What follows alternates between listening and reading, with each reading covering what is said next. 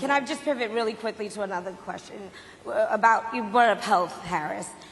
You're an active man.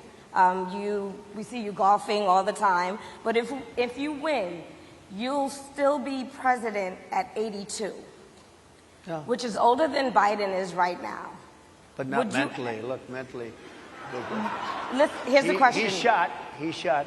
But most people, I know many people in their 80s and their 90s that are in great shape. Some of our greatest leaders. You look at throughout the world history, the greatest leaders, some of the greatest leaders in the world were in their 80s. But here's the question. Would you consider stepping down if you felt that your health was declining?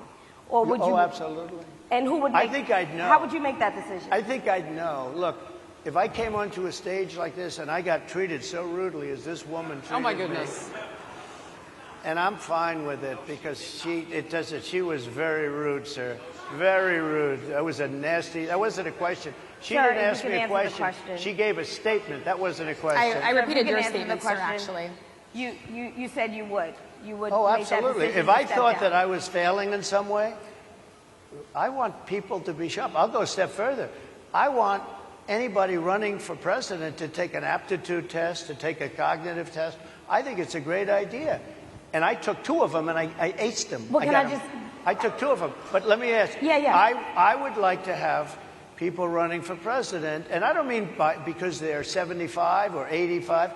I think anybody running, I'd like to do it. People say it's not constitutional. I would like to have something passed where you can do it.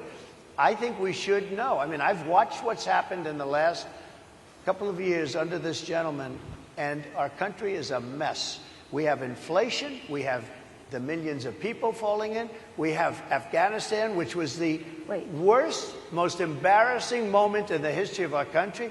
What he has done to our country, and her too, what they've done to our country, she has been a horrible vice president. She's considered the worst vice president in the history of our country. Mr. Don't mean to interrupt you, but would you consider taking the cognitive test? Mr. President. I would love to do it. And make it public. Well, I've already taken 2 of them, but I'll do it again. Mr.